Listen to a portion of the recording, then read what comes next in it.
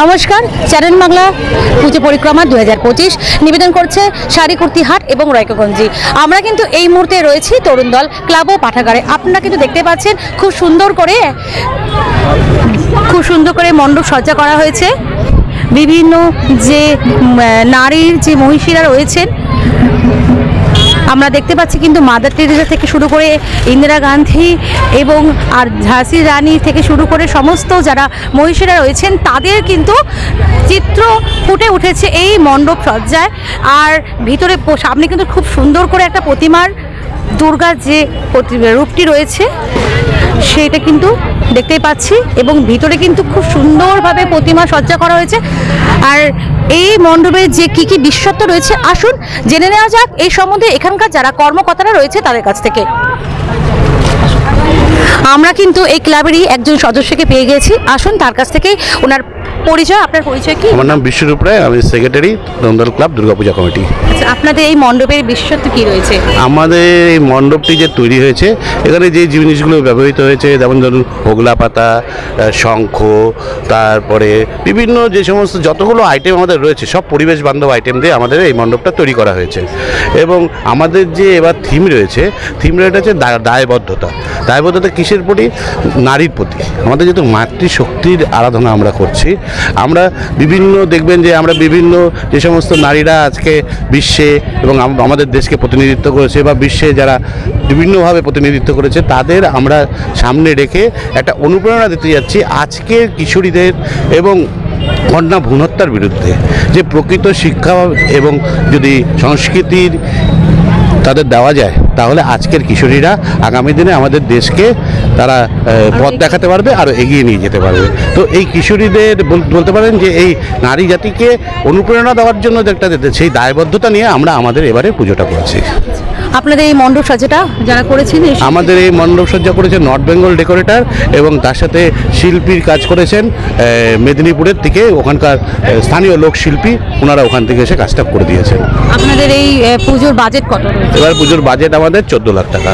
আর প্রতিমার কি বিশেষত্ব আমাদের যে জীবন পাল করেছেন উনি আমাদের, এটা আমাদের ট্রেন্ড একটা, সেই ট্রেন্ডেই উনি সেই প্রত্যেকবারই উনি করেন। আর আপনাদের এই পুজো উপলক্ষে কি আমাদের 9 তারিখে রয়েছে, আমাদের এবার টার্গেট রয়েছে 10,000 মানুষকে আমরা নবমীর দিন, নবমীর প্রসাদ আমরা সবাইকে বসে এখানে খাওয়াই, যে যত খুশি খেতে পারে, ঠিক আছে।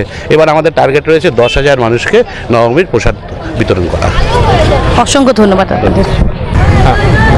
আপনারা কিন্তু জেনে নিলেন এখানকার যে নারী শক্তি, বিভিন্ন যে নারীরা রয়েছেন তাদের কিন্তু সেই চিত্র কিন্তু ফুটিয়ে উঠেছে।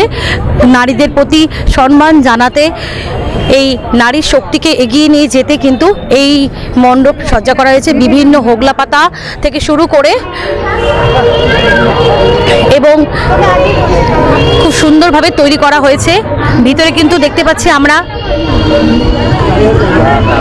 আপনারা কিন্তু দেখতেই পাচ্ছেন উপরে যে ঝাড়বাতি রয়েছে সেটা কিন্তু খুব সুন্দরভাবে,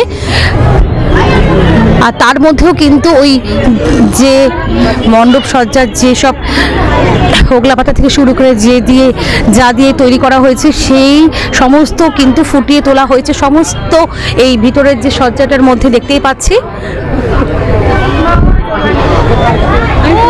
আর উপরে কিন্তু আপনারা দেখতেই পাচ্ছেন সমস্ত নেটের যে কাপড়, সেই কাপড় দিয়ে কিন্তু উপরে খুব সুন্দরভাবে ডেকোরেশনটা করা হয়েছে।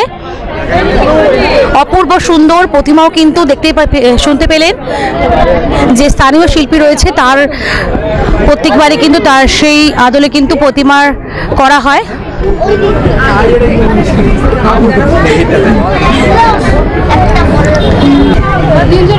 আপনারা কিন্তু শুনে নিলেন যে এখানকার কিভাবে তৈরি করা হয়েছে এই নারী শক্তিকে সম্মান জানাতে, এবং প্রতিমারও কিন্তু বিশেষত্ব রয়েছে খুবই সুন্দর। প্রত্যেকবার যে প্রতিমা শিল্পী রয়েছে তিনি কিন্তু করেন, আর এইবারও কিন্তু তার ব্যতিক্রম হয়নি, এবারও কিন্তু তিনি করেছেন। আর খুব সুন্দরভাবে ডেকোরেশনটা করা হয়েছে। আর আপনারা দেখছেন চ্যানেল বাংলা পর্দার মাধ্যমে। আর চলুন এবার চলে যাওয়া যাক আরও অন্য কোনো পুজো পরিক্রমায়। এক অন্য অনুভূতির স্পর্শ পাওয়া যায় রয়কো ব্র্যান্ডের গেঞ্জি ও জাঙ্গিয়ায়। তাই ছোট বড় সবার পছন্দ রয়কো গেঞ্জি ও জাঙ্গিয়া। প্রস্তুতকারক জয়মনি হোশিয়ারি, কলকাতা।